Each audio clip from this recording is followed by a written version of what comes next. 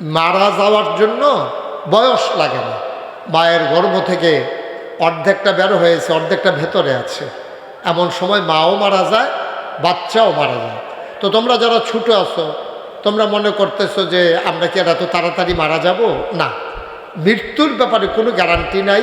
মাহফিলের জনাব সভাপতি মোহাম্মদ আব্দুল বারী ভূঁইয়া, সহসভাপতি জনাব মোহাম্মদ আবু তাহের ভূঁইয়া কথা বলেছেন মাগরিবের পরে মোবারক সময়ে। আমার আদরের ধন, কলিজার টুকরা, মঞ্চে ময়দানে যার সাথে কথা হয় অবিরত, আপনাদের পার্শ্ববর্তী বুড়িচং বাক্সিমুল গ্রামের কৃতি সন্তান হাফিজ মোহাম্মদ উবায়দুস সুবহান মামুন সাইদি। কথা বলেছেন আলহাজ হজরত মৌলানা আব্দুল জব্বার পীর সাহেব, হজরত মৌলানা মিজানুর রহমান সাহেব। আজকে উপস্থিত আছেন প্রধান অতিথি আলহাজ ইঞ্জিনিয়ার জয়নাল আবেদিন, বর্তমান বুড়িচং সদরের সম্মানিত চেয়ারম্যান, সাবেক চেয়ারম্যান বুড়িচং সদর ইউনিয়ন পরিষদ জনাব মোহাম্মদ জাবেদ কাউসার সবুজ, বিশেষ অতিথিবৃন্দ, মুআজ্জাজ মুকাররম ওলামাই কেরাম, মুরব্বিয়ানে আজাম, কলিজার টুকরা যুবকেরা, পর্দার আড়ালের মা ও বোনেরা, সবার প্রতি আমার আবারও আন্তরিক সশ্রদ্ধ সালাম।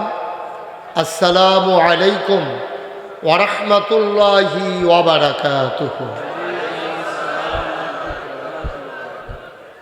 আমার মনে হয় যেহেতু প্রচণ্ড গরম, এই বেড়াগুলো কাপড়গুলো যদি খুলে দেওয়া যায় তাহলে আস্তে আস্তে মানুষগুলো একটু আরাম পাবে। এই এখন আর এটা দরকার নেই, একটু খুলতেছে, ওকে ফাইন, খুলতেছে। এই পাশেরগুলোও খুলে দেওয়ার ব্যবস্থা কর্তৃপক্ষ মাত্র বললাম, ওরা তো এমন না যে খুলতে রাজি না। তো জিগের দেওয়ানের কী হইল?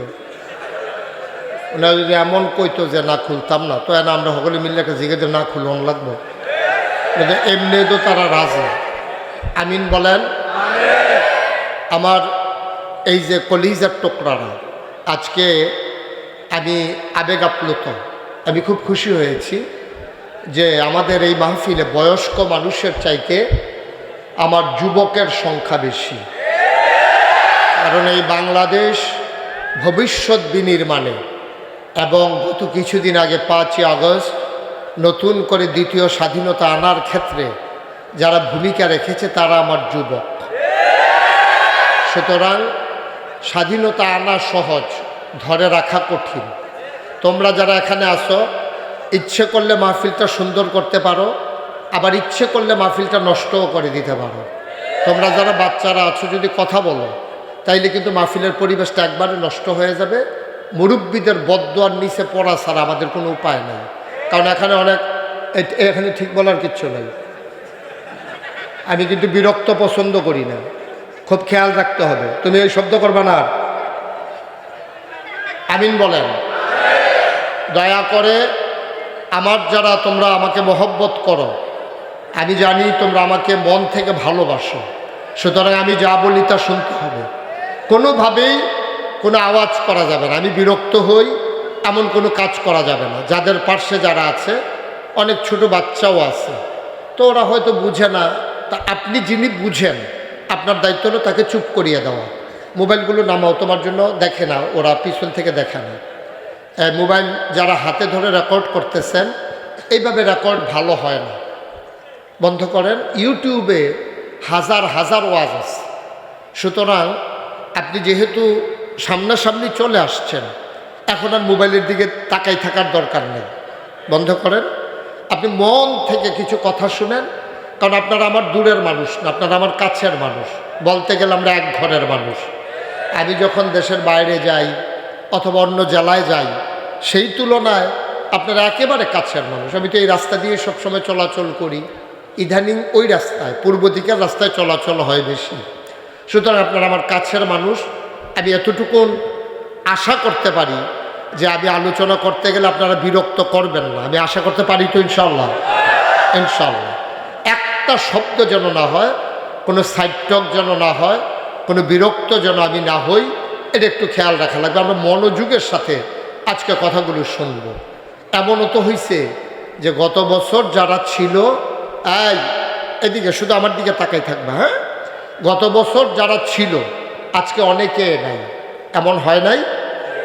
আমরা যারা আছি বয়স লাগে না, মারা যাওয়ার জন্য বয়স লাগে না। মায়ের গর্ভ থেকে অর্ধেকটা বের হয়েছে, অর্ধেকটা ভেতরে আছে। এমন সময় মাও মারা যায়, বাচ্চাও মারা যায়।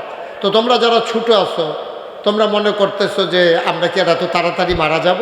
না, মৃত্যুর ব্যাপারে কোনো গ্যারান্টি নাই। খুব আন্তরিকতার সাথে যতক্ষণ আমার ওয়াজ শেষ না হয় একটা লুক আমরা উঠব না, কথা বলবো না, 1 নাম্বার। 2 নাম্বারে আমরা এদিক সেদিক তাকাবো না, কারণ আমি সবসময় তাকাইয়া সবার দিকে তাকাইয়া ওয়াজ করি। তোমরা যদি অন্য দিকে নানান দিকে তাকাও তাইলে আমি কথা বলতে পারবো না। আমি এই জন্য তোমাদেরকে বলতেছি যে আমার দিকে তাকাই থাকবা সবাই। আর চেয়ারম্যান সাহেবের চেয়ারটাকে একটু ঘুরাই দেন, যেন উনি আমারে দেখতে পারে, আমিও যেন ওনারে দেখতে পারি। এই চেয়ারটা একটু ঘুরাই দেন, একটু এই আমার দিকে ঘুরাই দেন, হ্যাঁ, তাইলে ওই সহজ এরা হয় নাই। আপনি একটু দাঁড়ান, এই দেন, এবার বসেন। এই এখন আপনি আমার দিকে সে বুঝছে না, সে বুঝছে না। এতক্ষণ উনি অনেক কষ্ট করছে, বয়স্ক মানুষ তো, ঘাড় ঘুরাইয়া কতক্ষণ তাকানো যায়। তো এখন ওনার জন্য সুবিধা হয়েছে। আমরা সবাই পড়ি আমিন, জুড়ে। বন্ধুগণ, ভূমিকাতে আমি একটা সেকেন্ড সময়ও নষ্ট করতে চাই না। আমরা সরাসরি আজকে মূল আলোচনায় চলে যেতে চাই।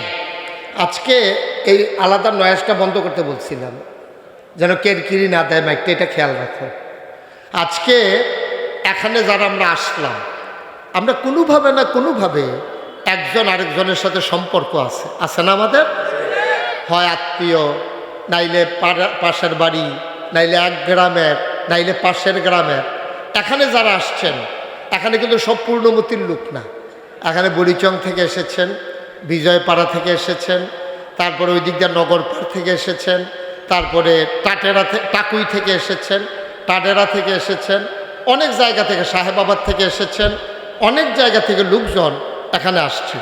সুতরাং আমরা সবাই মিলে মনোযোগের সাথে কথা শুনব। আল্লাহ যেন কবুল করে, সবাই পড়ি আমিন। বন্ধুগণ, আল্লাহ তাবারক ওয়া তাআলা খুব খেয়াল, আমাদেরকে এই দুনিয়াতে মানুষ বানিয়েছে। মানুষ বানানোর পরে তিনি ইচ্ছে করলে আমাকে,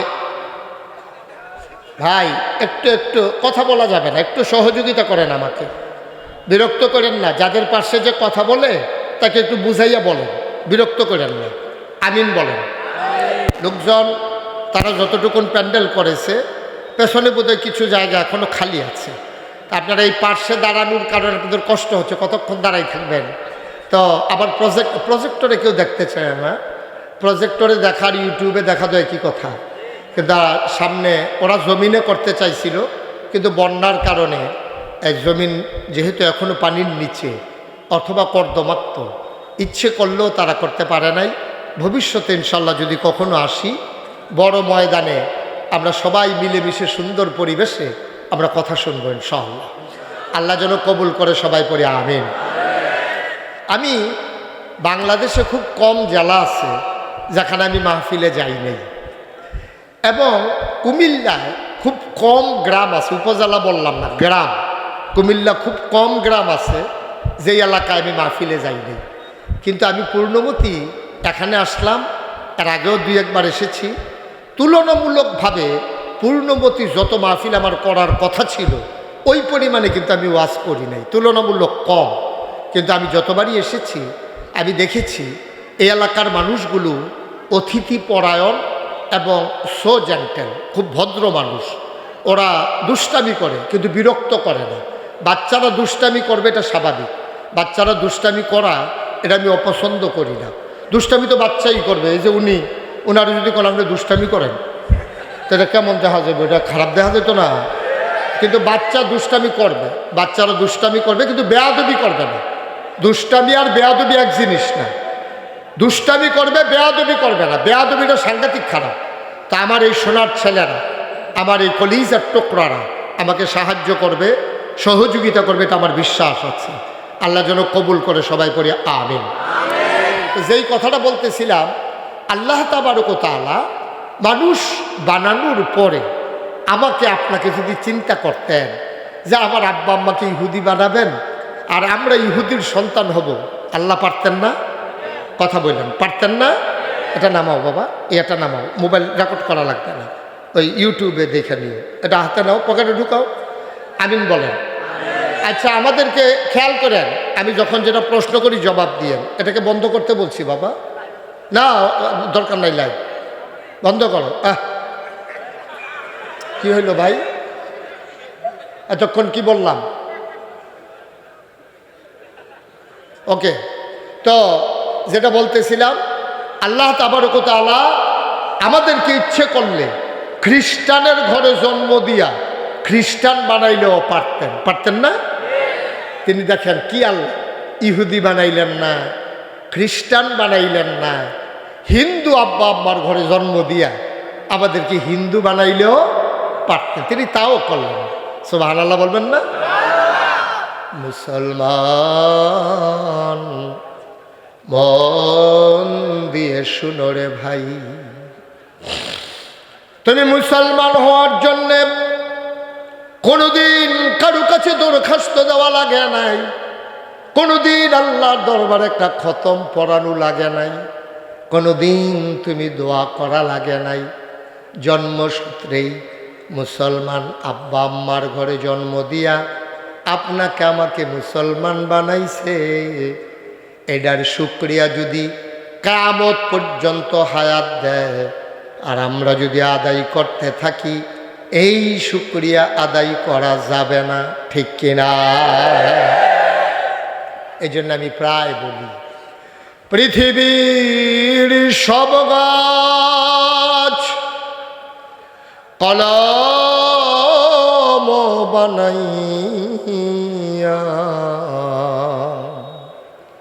সাগরের সব জল কালি বানাইয়া, পৃথিবীর সব গাছ কলম বানাইয়া, সাগরের সব জল কালি বানাইয়া, তোমার গুণ যদি লিখে যাই আমি, তোমার গুণ যদি লিখে যাই আমি, হবে না, হবে না শেষ হে অন্তর্যামী। বলেন সুবহানাল্লাহ। আচ্ছা না বাতাস এভাবে করে, এইভাবে এভাবে ধরে সবাই পড়ে না আমিন। উনি বাতাসের ভিতরে নিজেরও শরীক রাখতে চায়। লাগে না তো আমার গায়ে, কোথায় দিতেছেন?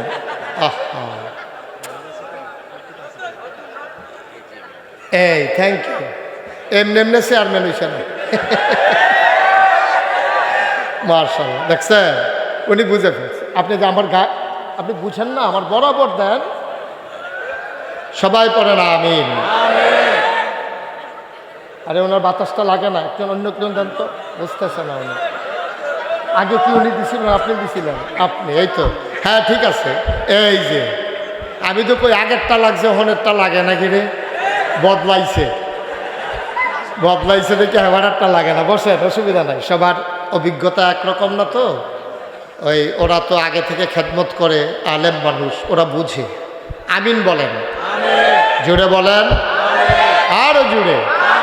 তাহলে শুকরিয়া আদায় করে কি শেষ করা যাবে?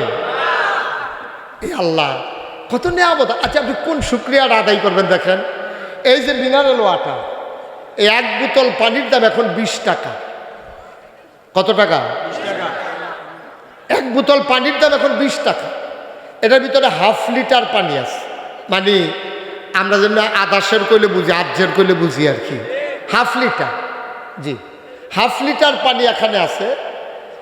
মেডিকেল সায়েন্স বলে একজন মানুষ দৈনিক কমপক্ষে এইরকম বোতলে 6 বোতল অথবা 8 বোতল পানি, অর্থাৎ 3 লিটার অথবা 4 লিটার পানি না খাইলে মানুষটা সুস্থ থাকবে না, বাইসা থাকবে, কিন্তু সুস্থতার জন্য 3 থেকে 4 লিটার পানি একদিনে খেতে হবে।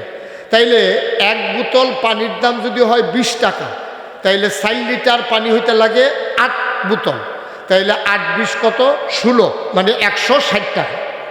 খুব খেয়াল করেন, তাইলে আপনি এই 8 বোতল পানির দাম হলো 160 টাকা। এখন না পানির বোতল বাড়িয়েছে।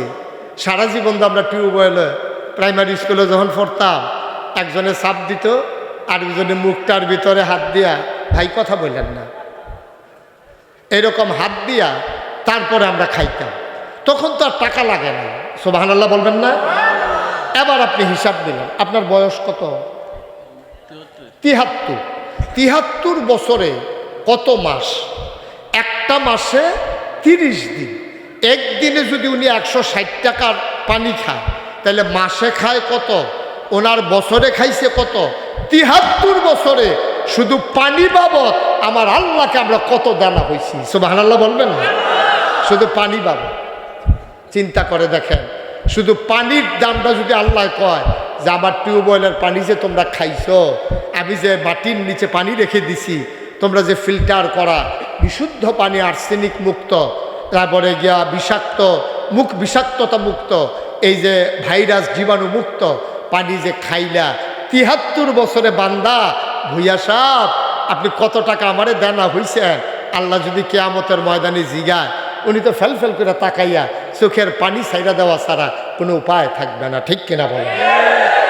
চিন্তা করেন, আল্লাহ আমাদেরকে কত মায়া দেখেছে। মুসলমান, পানির হিসাবটা মিলাও। এবার আসো, বাতাস থেকে আমরা যে অক্সিজেন নেই, একজন মানুষের হার্ট যখন দুর্বল হয়ে যায়, তার ফুসফুসগুলো যখন কাজ করে না, মানুষটাকে যখন অক্সিজেনের সিলিন্ডার লাগায়, 1 বোতল অক্সিজেনের দাম কত? আর সারা জীবনে বাতাস থেকে তুমি অক্সিজেন নিয়েছো কত? সবগুলো যদি হিসাব মিলাইতে চাও, ব্যাংকের জমানো টাকা শেষ হয়ে যাবে, জমিন বিক্রি করা যাবে, তোমার পেনশনের টাকা দিয়ে দেওয়া লাগবে, পানি বাবদ, বাতাস বাবদ আল্লাহকে দেওয়া ঋণ তোমার পরিশোধ হবে না, ঠিক কিনা? আল্লাহ কত মায়া আমাদেরকে করেছে, দেখেন কত মায়া আমাদের প্রতি আল্লাহ করেছে। সুবহানাল্লাহ, সুবহানাল্লাহ, সুবহানাল্লাহ। আমরা কিচ্ছু বুঝি না, আমরা আল্লাহকে চিনি নাই। কি আল্লাহ তিনি আমরা বুঝি নাই, আল্লাহ সম্পর্কে আমাদের কোনো ধারণাই নেই। বন্ধুরা আমার, ভাইরা আমার, ১৫০০ বছর আগে নবী যখন দ্বীনের দাওয়াত দিলেন, একজন একজন করে মানুষ যখন মুসলমান হইতে শুরু করলো, মুসলমানের সংখ্যা দিন দিন বাড়তে শুরু করলো। এবার কাফেরেরা তারা সবাই মিলে অস্থির হয়ে গেল। টিটকারি মারলাম নবীকে, মস্কারা করলাম, পাগল বললাম, জিনে ধরছে বললাম, রাস্তায় কাটা বিছাইলাম, মাথার উপরে উঠেন নাড়ি মুড়ি দিলাম। আবু জেহেল বারবার নবীকে হত্যা করতে চেষ্টা করেছে, চাদর দিয়ে গলার ভিতরে পেঁচ দিয়েছে, নবী পড়ে গেছে, নবীর দম বন্ধ হয়ে যাওয়ার কথা। এমন করে অত্যাচার করার পরে মুসলমানের সংখ্যা দিন দিন কমে না বাড়ে? বাড়তেই আছে, বাড়তেই আছে। সবাই মিলে চিন্তা করলো এখন কি করা। মিটিং বসলো। তৎকালীন একটা সংসদ ছিল, সংসদের নাম দারুন নাদওয়া, কাবার কেনার একটা ঘর, এটার ভিতরে তৎকালীন মেল দরবার চলতো। আমরা দেশে যেমন আগে বংশাবলী মানুষ যারা, তারার গাড়ার ঘর থাকতো, বৈঠক ঘর, বাংলা ঘর, সুবহানাল্লাহ কয় না? আমাদের বাড়িতে এখনো আছে। আমরা এটারে কই বাড়ির ঘর, মানে বাইরের বাড়ির ঘর। ওই ঘরের ভিতরে মিটিং টিটিং কথাবার্তা বলা। ওই ঘরের ভিতরে কাফেরেরা তৎকালীন সংসদ বানাই নিছে। বাংলাদেশে যেমন একটা সংসদ আছে, কাফেরদেরও একটা সংসদ ছিল। সব জায়গায় এমন রাষ্ট্রীয় অবকাঠামো আছে, কিন্তু আফসোস হলো সংসদের ভিতরে থাকে বুদ্ধি দেবেন না, সংসদের ভিতরে চলে দেশ চালান না। দুঃখজনক, গত সংসদ বাংলাদেশে গেল, ভালো মানুষের চাইতে খারাপ মানুষ বেশি ছিল, ঠিক কিনা? সুদখোর ছিল নাকি ছিল না?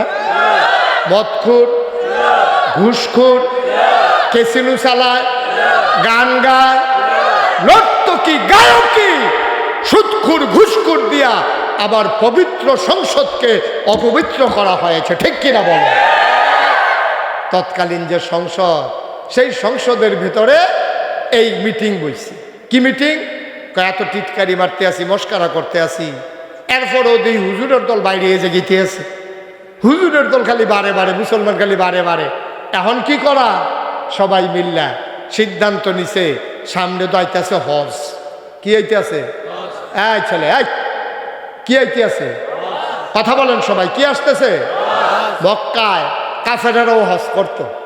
আপনার আশ্চর্য হইছে, তবে তারার হজ আপনার মতো আসিল না। তারার হজ আসিল অন্যরকম। তারা যে হজ করত, তারাও হজের মৌসুমে হজ করত, কিন্তু তারা করত কি, এই হজ করার সময় নিজের গায়ের কাপড় চুপড় যা আছে সব খুললা লুত, পাঞ্জাবি না লুঙ্গি বেড়াইয়া সাইয়া রইছে, সব খুললা লইতো। তো মানসে আবার জিজ্ঞেস, ও তোমরা হজ করবা, বালা কথা, কাপড় খুলছো কেন?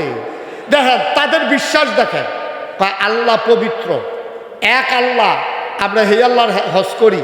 আর দেবদেবী এটার সহযোগিতা নেই। কি সহযোগিতা? কয় তারা চিন্তা করে দেখছে এক আল্লাহ এত তান কুলাইতে পারত না, এর লেগে কিছু সহযোগিতার দরকার আছে।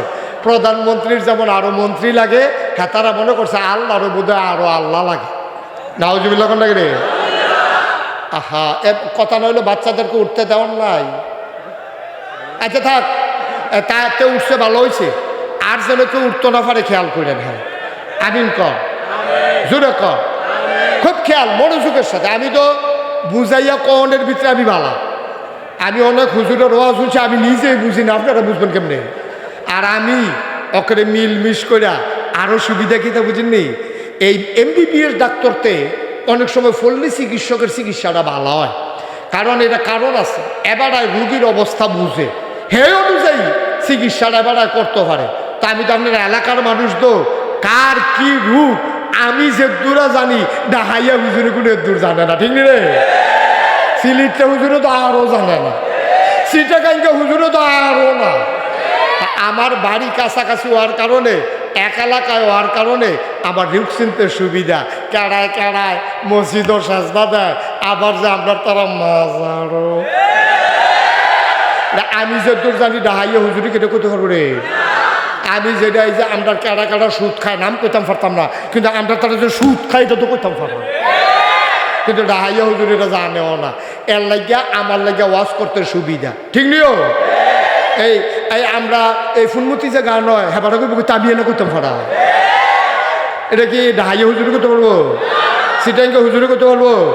তা আমি আবার বুঝাইয়া বুঝাইয়া সুন্দর করে আপনারা কয়া, যদি আমার কথাটা কয় বিবেকে ধরে, বলে হন আকাশের হুজুরে, ফিরসাব হুজুরে, আমরা তো হুজুরের লুকে, হুজুরে যে কথাটা কইছে কথাটার ভিতরে মায়া আছে, কথাটা বুঝনের লেগে কইছে। মা ঘরের ভিতরে ফেয়াজু বানাইতেছে, মায় ফুতেরে খাইতে দেয় না, এতে কান্দে ছুটে ফোলারা কান্দা, মা মা গো একটা ফেয়াজু, একটা ফেয়াজু, একটা ফেয়াজু। এই ছেলে, এই কি হইলো বাবা? তুমি আমার দিকে তাকাও, শুধু আমার দিকে তাকাই থাকো।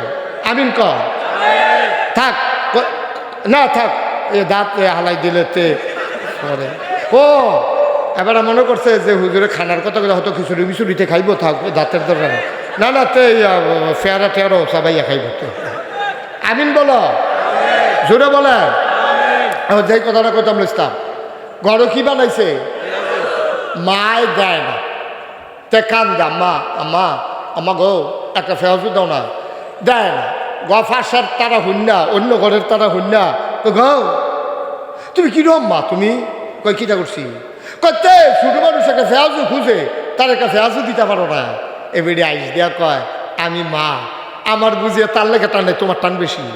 আমার টান আছে, কিন্তু তার 3 দিন দইরা ফেডোসো, তারে ফেয়াজু দিলে উপকার হইব না ক্ষতি হইব? এটা জানে কেডায়? মায় জানে যে যদি তার এখন ফেয়াজু সাথে বুঝানে বলে ফেলছে, হাসি সব কথায় কথা হাসলে কেমনে হবে? কথা বুঝবা না তো তাইলে। এখন মা ফেয়াজু দেয় না, কারণ ফুতের অবস্থা মা জানে, শাসিয়ে জানে না, শাসিয়ে আলগা মায়া দেখায়। তো আরেক তারা হুজুরাইয়া আপনারা আলগা মায়া দেখাইব। আমি জানি কার কার ফেড অসুখ, ফেয়াজু দেওয়ান যাইতো না। কারায় কারায় সুদ খায়, সুদ খাইলে কি কথা কখন লাগবো, কারা কারা গানও যায়, গানটা কেমনে বন্ধ করণ লাগবো। আমি যেমনি গার্জিয়ান হিসাবে আপনার আর ভালোবাসার মানুষ হিসাবে জানি, আরেকবার জানেও না, কইতো গিয়ে ফাঁসটা খাই লেব, ঠিক নি রে? তা আমি বুঝাইয়া বুঝাইয়া কনের দরকার আছে নিও। সবাই কন আমিন।